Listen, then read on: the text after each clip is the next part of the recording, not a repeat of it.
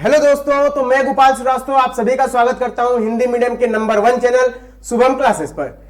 आज हम लोग स्टार्ट करेंगे क्लास 10वीं के रसायन विज्ञान के पहले अध्याय का, जिसको बोलते हैं रासायनिक अभिक्रियाएं तथा समीकरण के बारे में। तो इस वीडियो को पूरा देखते रहिए और आज हम लोग इस चैप्टर में क्या क्या पढ़ना है और इसके परिचय के बारे में जानकारियां लेंगे। आज हम लोग क्या समझेंगे कि इस चैप्टर में कौन कौन से टॉपिक पढ़ने और इसमें क्या परिचय इसका होता है इस अध्याय का, उसके बारे में आज जानेंगे। तो आइए दोस्तों स्टार्ट करते हैं आज के इस सेशन को। लास्ट तक बने रहिए और वीडियो को अंत तक देखिए, आपके इसमें से जितने भी डाउट्स हैं वो सारे क्लियर हो जाएंगे। तो स्टार्ट करते हैं दोस्तों आज का ये अपना टॉपिक। तो सबसे पहले इस अध्याय का नाम लिख लेते हैं रासायनिक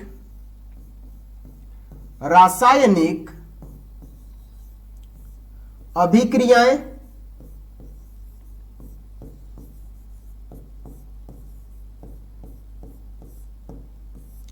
तथा समीकरण।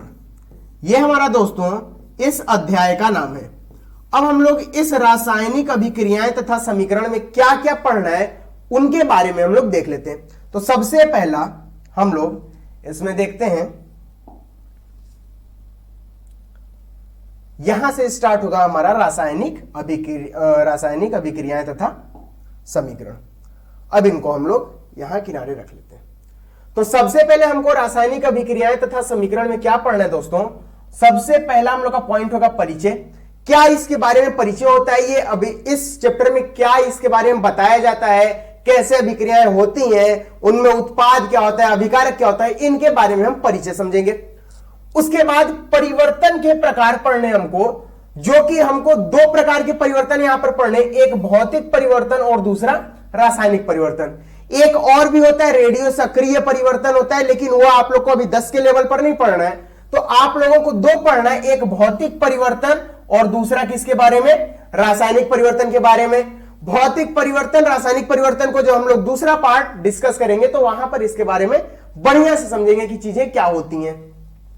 उसके बाद आपको समझना है रासायनिक अभिक्रिया क्या होती है, रासायनिक अभिक्रिया कैसे होती है और क्या होती है, इसके बारे में हम लोग समझेंगे। तीसरा रासायनिक समीकरण। रासायनिक समीकरण को सबसे पहली बात कैसे लिखा जाता है और इस रासायनिक समीकरण को संतुलित कैसे किया जाता है, इसके बारे में हम लोग समझेंगे चौथे पॉइंट में। बात आता है पांचवें पॉइंट का, रासायनिक अभिक्रियाओं के प्रकार। तो रासायनिक अभिक्रियाएं जो हमको पढ़नी है क्लास 10वीं के स्तर पर, वो 4 प्रकार की पढ़नी है। पहला संयोजी अभिक्रियाएं, दूसरा क्या होती है वियोजन, या इन्हीं को हम लोग बोलते हैं अपघटनीय अभिक्रियाएं। तो अपघटन, देखिए संयोजन मतलब क्या होगा, दो चीजें अगर दो अभिकारक मिलकर एक अगर उत्पाद बना रहे हैं तो उनको हम लोग बोलेंगे संयोजन। संयोजन मतलब होता है जुड़ना, आपस में अगर कोई दो अभिकारक जुड़कर एक नया उत्पाद बना रहे हैं तो वो हमारा कैसा होगा, संयोजन होगा। और अगर एक ही अगर दो पार्ट में डिवाइड हो जा रहा है तो वो हमारा कैसा होगा, वियोजन होगा। जैसे हम बोल दिए कि A प्लस B मिला और ये मिलकर क्या बना दिया, AB, मतलब ये किसका उदाहरण हो गया दोस्तों, संयोजन अभिक्रिया का।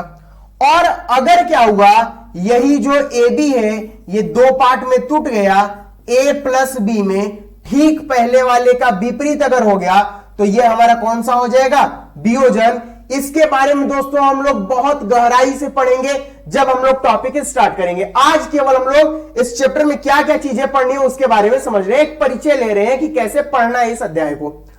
अब क्या होगा, इसको संयोजन में क्या होगा दोस्तों, दो आपस में जुड़ेंगे। वियोजन में क्या होगा, एक दो पार्ट में टूटेगा। अब क्या होगा, इसके बाद हम लोग देखते हैं वियोजन के बाद विस्थापन के बारे में। तो यहां से इसको मिटा देता हूं दोस्तों।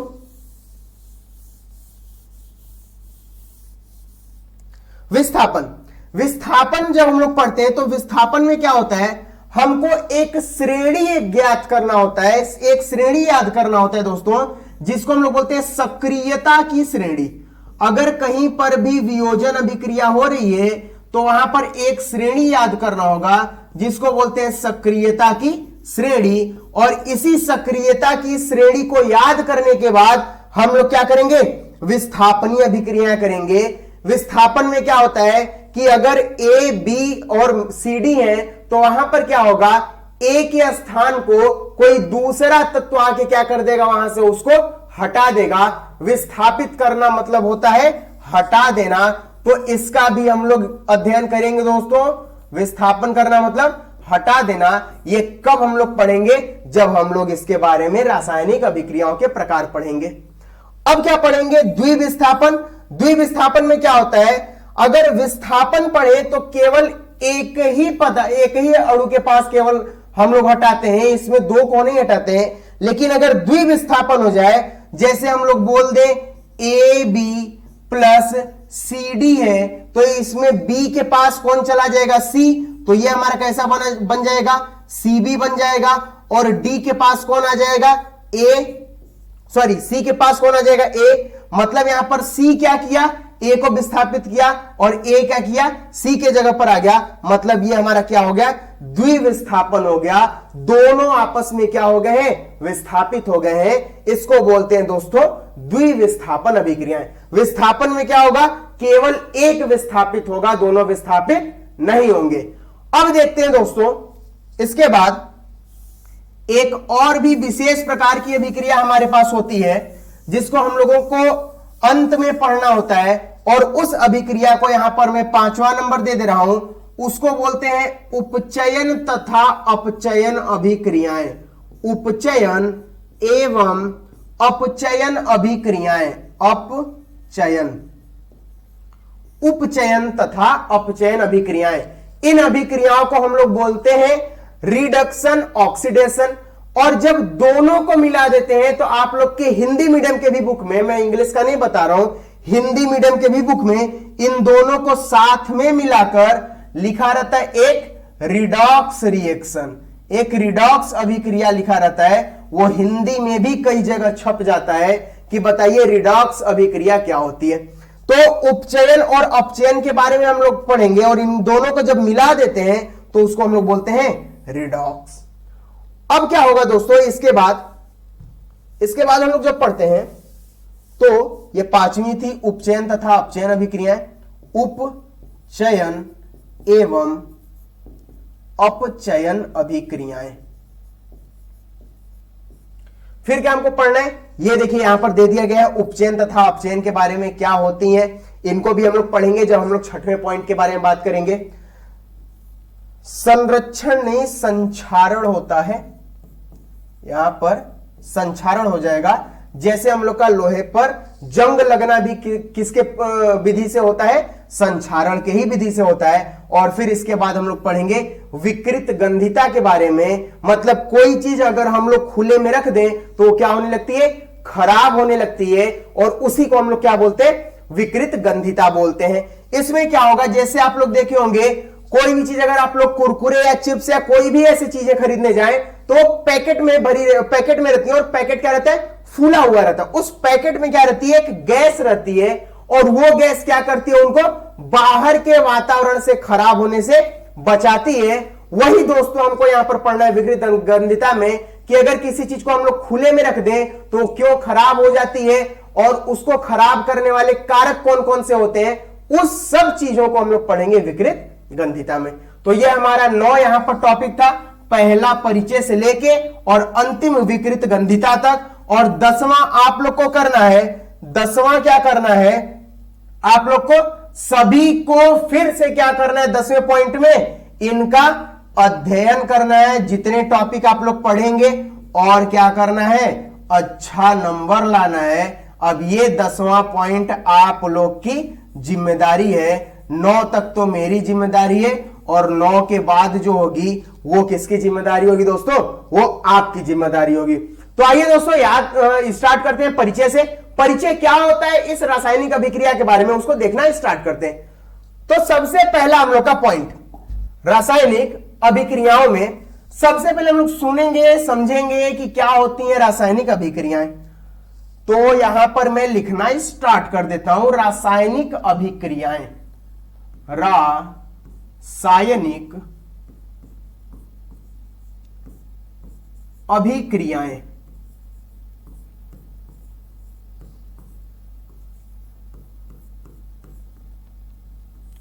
रासायनिक अभिक्रियाएं देखिए दोस्तों, अगर कहीं पर भी आप लोग के सामने रासायनिक शब्द आ जाए तो रासायनिक शब्द का ही मतलब होता है क्या?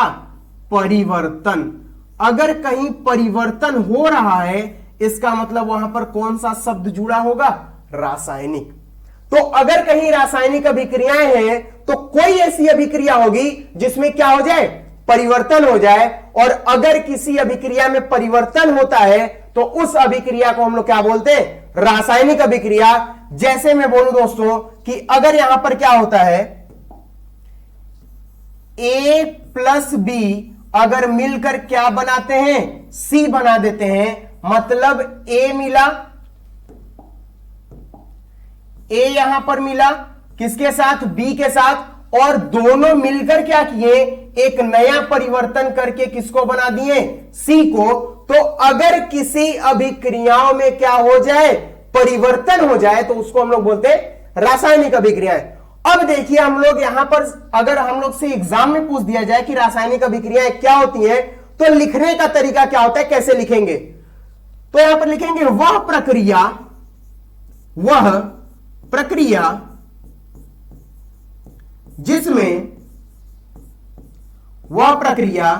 जिसमें दो या दो से अधिक अभिकारक, ऐसे लिख लीजिएगा, 2 या 2 से अधिक नए गुण वाले, भिन्न गुण वाले पदार्थ मिलकर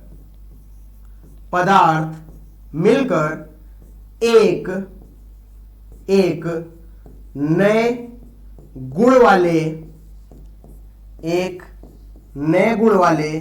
पदार्थ का निर्माण करते हैं। एक नए गुण वाले पदार्थ का निर्माण करते हैं। उन्हें हम क्या कहते हैं? रासायनिक अभिक्रियाएं कहते हैं। अगर कोई पूछ दे कि क्या होता है रासायनिक अभिक्रियाएं तो हम लोग कैसे बताएंगे? वह प्रक्रिया, आपको पता है कि ये पूरी यहां से लेके यहां तक क्या है दोस्तों? पूरी प्रक्रिया है। वह प्रक्रिया जिसमें 2 या 2 से अधिक, मतलब या तो A प्लस बी रहेगा या क्या हो सकता है? A प्लस बी और प्लस C। यहां पर कभी एक नहीं रहेगा। जब भी रहेगा तो हमारा क्या होगा? 2 या 2 से अधिक कोई भिन्न गुण वाले पदार्थ मिलकर क्या करेंगे? एक या एक से अधिक, यहां पर एक वर्ड और लिख लीजिएगा, एक या एक से अधिक, एक या एक से अधिक नए गुण वाले पदार्थ का निर्माण करते हैं। उस प्रक्रिया को हम लोग क्या बोलते हैं? रासायनिक अभिक्रिया। तो अगर दोस्तों आप लोग के पेपर में लिखने को आ गया, अगर आप लोगों को पूछा गया कि रासायनिक अभिक्रियाएं क्या होती हैं, तो आप बताएंगे ऐसी प्रक्रिया या वह प्रक्रिया जिसमें 2 या 2 से अधिक भिन्न गुण वाले पदार्थ क्या करेंगे? एक साथ मिलकर एक या एक से अधिक नए गुण धर्म वाले पदार्थ को बनाते हैं, जो कि यहां पर कौन है? C है। तो ऐसे प्रक्रिया को हम लोग क्या बोलते हैं? रासायनिक अभिक्रियाएं। अब देखिए इस रासायनिक अभिक्रियाओं में क्या होता है, अगर हम यहां से दूसरे पेज पर देखें, दूसरे पेज पर अगर देखें दोस्तों, तो रासायनिक अभिक्रियाएं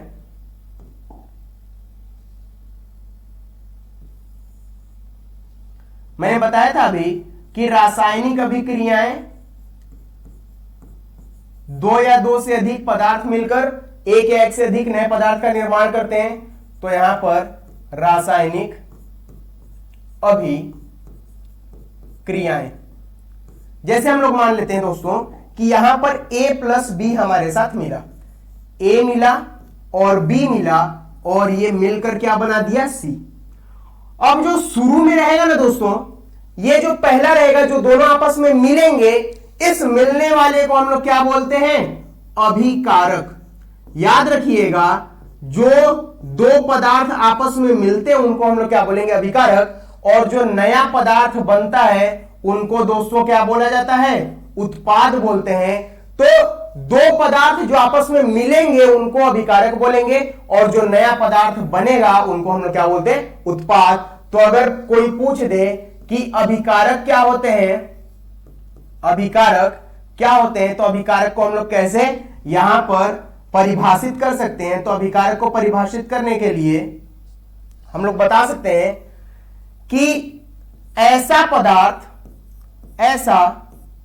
पदार्थ या वह पदार्थ, ऐसा पदार्थ या वह पदार्थ जो क्या करता है, रासायनिक अभिक्रिया में भाग लेता है, जो रासायनिक अभिक्रिया में भाग लेता है उसको हम लोग क्या बोलते हैं, अभिकारक। रासायनिक अभिक्रिया में भाग लेता है उसे क्या बोलते हैं दोस्तों, अभिकारक बोलते हैं। अगर हमसे पूछ दिया जाए कि उत्पाद किसको बोलते हैं, तो हम लोग का यहां पर आंसर होगा अभिक्रिया। कौन सी अभिक्रिया, रासायनिक अभिक्रिया दोस्तों, रासायनिक अभिक्रिया।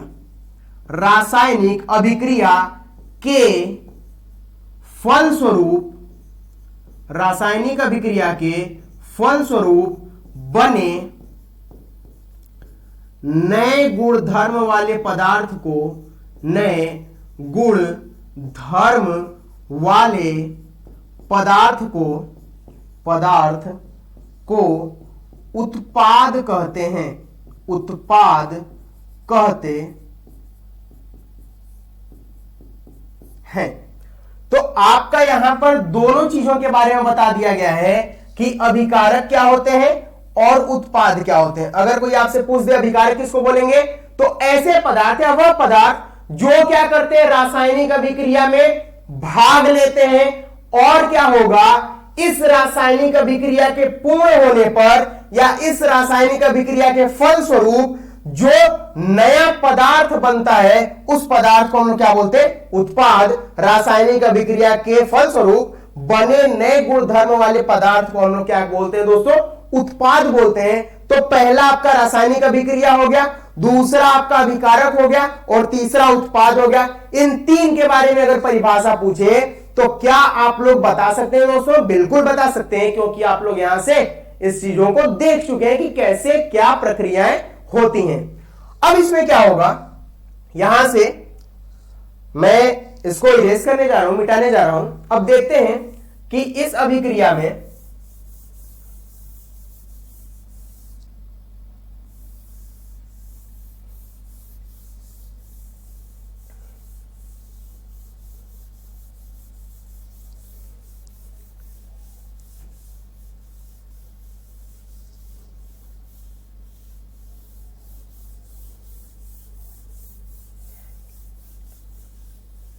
चलिए दोस्तों देखते हैं इस अभिक्रिया में। जैसे हम एक एग्जांपल ले लेते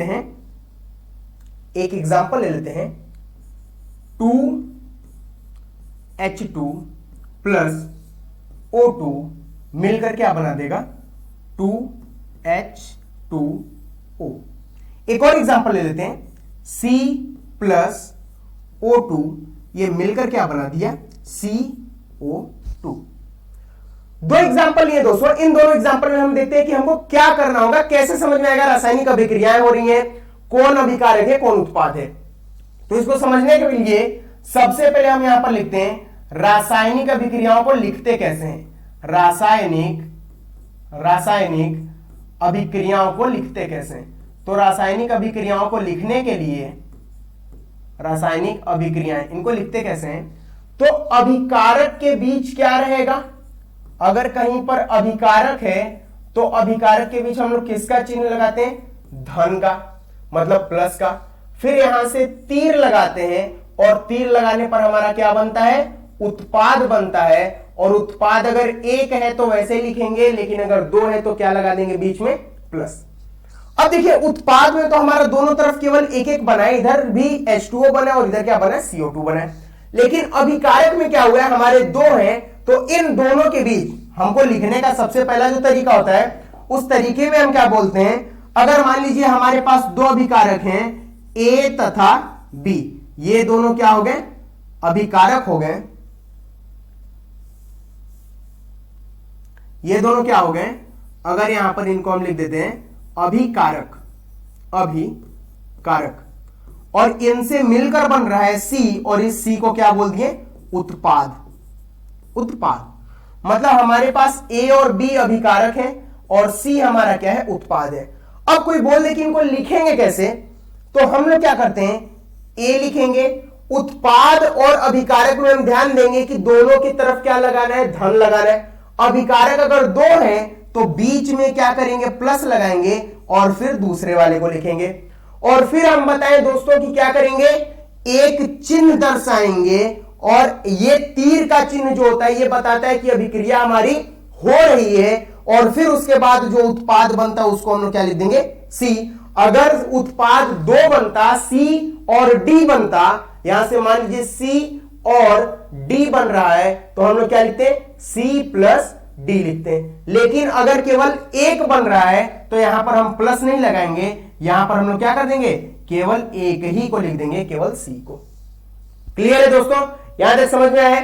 अब देखते हैं इसमें, तो इसमें क्या हुआ है, सबसे पहला H2 मतलब हमारा हाइड्रोजन किसके साथ जुड़ा हुआ है, ऑक्सीजन के साथ, और जुड़कर क्या बना रहा है, जल बना रहा है। मतलब हाइड्रोजन और ऑक्सीजन ये दोनों क्या है, अभिकारक हैं, तो यहां पर लिख देंगे दोस्तों हम अभिकारक। और बताया है मैंने कि अगर कहीं पर अभिकारक होते हैं तो अभिकारक के बीच कौन सा चिन्ह लगता है, धन का, तो हमने यहां पर क्या लगा दिया है, धन का चिन्ह लगा दिया है। फिर उसके बाद हमको एक तीर का निशान बनाना पड़ता है, तो हमने यहां पर क्या बना दिया है, तीर का निशान। और फिर हमने क्या बताया कि क्या लिखना होता है, उत्पाद। तो दोस्तों ये जो H2O बना है ये हमारा क्या होगा, उत्पाद को बनाएगा, बताएगा। मतलब अभिकारक हमारे कौन कौन से हो जाएंगे, H2 और O2, और उत्पाद कौन सा हो जाएगा, H2O।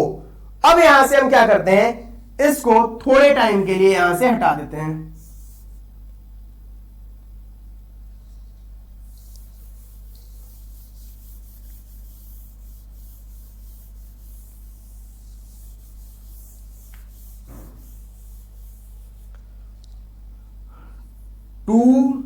H2 प्लस O2 यहां बन जाएगा 2H2O।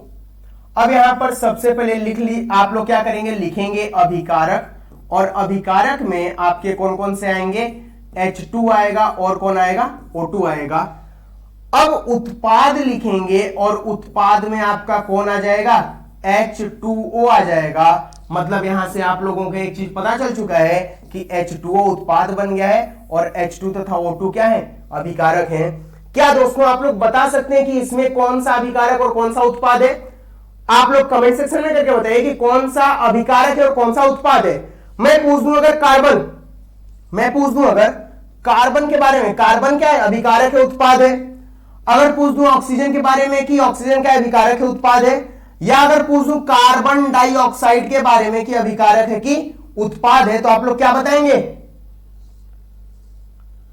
देखिए कार्बन क्या है, कार्बन और ऑक्सीजन जिधर को तीर जाता है वो हमारा क्या बनता है, उत्पाद बनता है। तो तीर किधर आ रहा है, CO2 की तरफ, मतलब ये हमारा क्या हो जाएगा दोस्तों, ये उत्पाद हो जाएगा।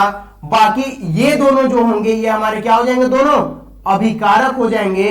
मतलब C और O2 दोनों हमारे क्या है दोस्तों, अभिकारक हैं, और ये जो तीसरा बना है वो क्या है, हमारा उत्पाद है। क्लियर है दोस्तों, यहां तक अभी आप लोगों ने जितनी भी चीजें पढ़ी हैं। अब देखिए क्या होगा, ये था हमारा केवल परिचय कि कैसे हम लोग रासायनिक अभिक्रियाओं को समझते हैं और क्या होती हैं।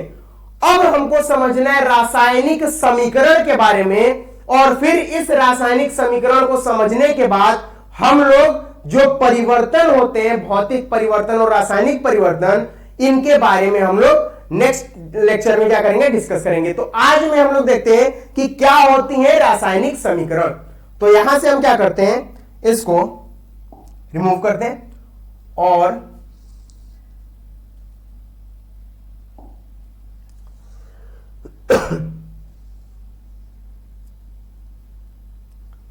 मान लीजिए हमसे बोला गया कि हाइड्रोजन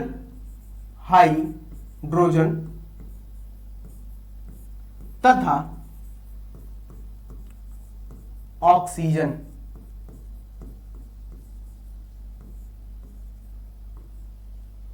मिलकर क्या बनाते हैं? जल बनाते हैं। हमको केवल इतनी चीजें बता दी गई कि हाइड्रोजन और ऑक्सीजन मिलते हैं और मिलकर क्या बना लेते हैं? जल बना लेते हैं। हमको नहीं पता है कि ये कैसे मिलते हैं, किस अनुपात में मिलते हैं, इनका कैसा सूत्र होता है, उसके बारे में हमको कुछ नहीं पता है।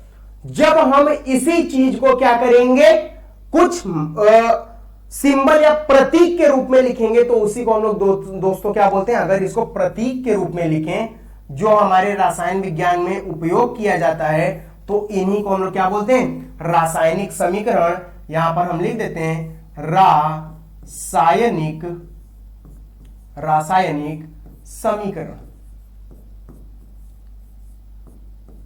रासायनिक समीकरण।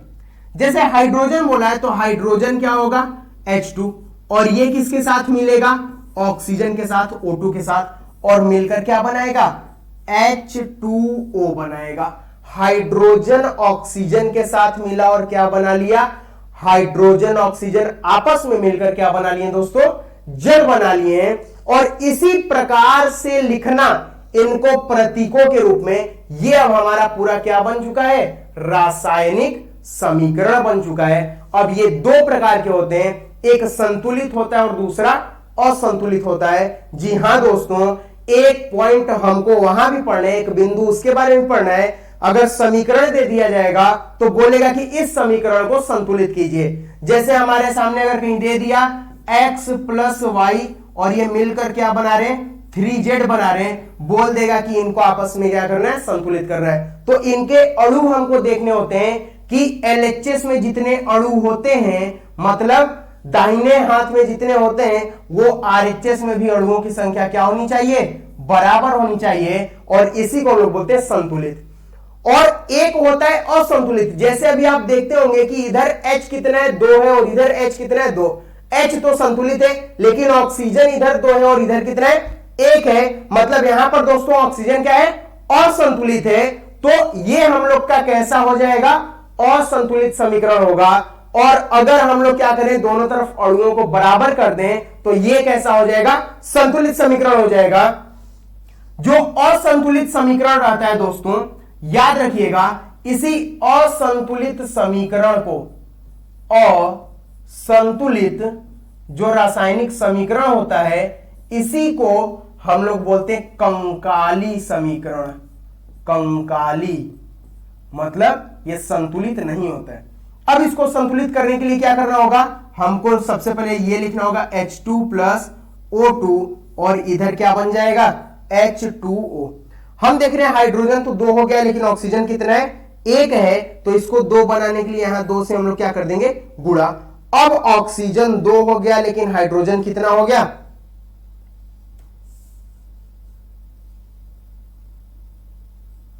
हाइड्रोजन कितना हो गया? 2 और 2 कितना हो गया? 4 हो गया। और इधर 2 है, मतलब इसको 4 बनाने के लिए हम लोग क्या कर देंगे? 2 से गुणा कर देंगे। ये हमारा आप कैसा हो गया? संतुलित हो चुका है दोस्तों, क्योंकि इधर भी हाइड्रोजन 4 है, ऑक्सीजन 2 है, और इधर भी हाइड्रोजन 2 × 4 और ऑक्सीजन कितना है? यहां पर 2 × 1 = 2, मतलब ऑक्सीजन 2 और हाइड्रोजन 4 उस तरफ भी हो गया। अगर जैसे मैं एक एग्जांपल और लेता हूं, और वो आप लोग बताएंगे कि ये संतुलित है या नहीं है। C + O2 और मिलकर क्या बना दिया है? CO2। एक और एग्जांपल मैं ले लेता हूं।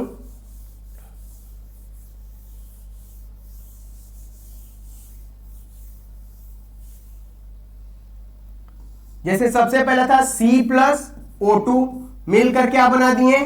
CO2। एक था N2 + H2 NH3। बताइए दोस्तों, ये कैसा समीकरण है? संतुलित है या नहीं है? एक और ले लीजिए, Mg + O2, ये मिलकर बना लिया MgO। बताइए इन तीनों में से, इसको बोल देते हैं पहला, दूसरा और तीसरा, इन तीनों में से कौन सा ऐसा समीकरण है जो संतुलित है और कौन सा ऐसा है जो असंतुलित है? बताइए दोस्तों, 1 मिनट वीडियो पॉज करके देखिए और इसको बताइए कौन सा संतुलित है और कौन सा असंतुलित है। चलिए बताया जाता है कि कौन सा संतुलित है और कौन सा असंतुलित है। तो देखते हैं दोस्तों हम लोग यहां पर सबसे पहले वाले समीकरण के बारे में।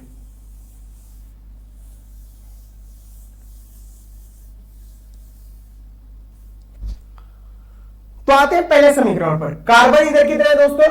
1 है। इसको भी आगे पढ़ेंगे। बैलेंस करने का एक दूसरा तरीका होता है, हम लोग टेबल बनाते हैं और टेबल बनाकर इसको बैलेंस करते हैं। अभी केवल समझ रहे हैं हम लोग, आज परिचय ले रहे हैं कि परिचय में क्या क्या चीजें पढ़नी होंगी, मतलब इस चैप्टर में हमको क्या क्या पढ़ना होगा, कैसे पढ़ना होगा, उसी चीजों का परिचय आज केवल हो रहा है। बाकी कल से हम लोग क्या करेंगे, स्टार्ट करेंगे भौतिक परिवर्तन और रासायनिक परिवर्तन से।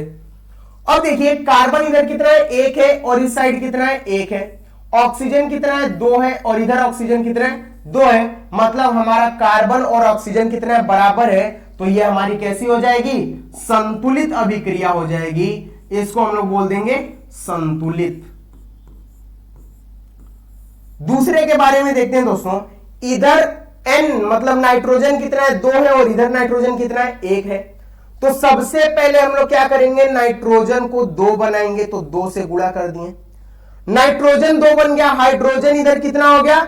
2 3 6 और इधर कितना है? 2। तो इसको 6 बनाने के लिए हम लोग क्या करेंगे, 3 से गुणा कर देंगे। मतलब अब हमारा ये पूरा समीकरण क्या हो गया? संतुलित हो गया। तो इसको लिखेंगे N2 प्लस 3H2 और ये मिलकर क्या बना देगा? 2NH3 और ये हमारा कैसा समीकरण हो जाएगा? संतुलित हो जाएगा दोस्तों।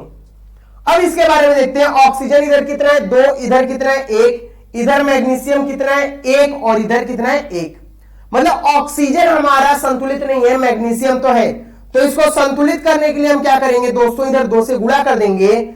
तो इधर ऑक्सीजन पहले कितना था? 1 था। तो 1 में 2 का गुणा किए तो 2 1 कम 2 हो गया। मतलब ऑक्सीजन 2 इधर भी है और इधर भी कितना हो गया? 2। अब मैग्नीशियम देखते हैं। तो मैग्नीशियम इधर कितना था? 1 था। 2 1 कम 2 हो गया। मतलब इधर भी मैग्नीशियम को क्या करना होगा? 2 से गुणा करना होगा। अब दोस्तों अगर देखें तो 2Mg प्लस O2 और ये मिलकर क्या बना देंगे? 2MgO और ये हमारा क्या हो जाएगा दोस्तों? एक संतुलित समीकरण हो जाएगा। तो आज आप लोगों को परिचय पता चल गया होगा कि रासायनिक अभिक्रियाएं क्या होती हैं, रासायनिक समीकरण क्या होते हैं, कैसे लिखा जाता है, इनमें उत्पाद क्या होता है, अभिकारक क्या होता है, बीच में इनके जो तीर लगा होता है वो क्या बताता है, जो प्लस होता है क्या हम उसको माइनस लिख सकते हैं या केवल प्लस ही लिख सकते हैं। आज सभी चीजों के बारे में दोस्तों आपको यहां पर बता दिया गया। कल से दोस्तों हमारा स्टार्ट होगा जो परिवर्तन होते हैं, रासायनिक परिवर्तन और भौतिक परिवर्तन, उनके बारे में कल से हम लोग पढ़ना चालू करेंगे। तो आप लोग पढ़ते रहिए दोस्तों। Best luck, best of luck. और आगे जो हम लोग पढ़ेंगे कल के लिए, तो कल के लिए हम लोग जो भौतिक और रासायनिक परिवर्तन पढ़ेंगे, आप लोग क्या कीजिएगा, इसके बारे में जो आज पढ़ाया गया है वो जरूर आप लोग रिवाइज कर लीजिएगा। और बाकी कल मिलते हैं दोस्तों, तब तक धन्यवाद। और आज के लिए आप लोगों को शुभ रात्रि। बाकी कल मिलते हैं दोस्तों।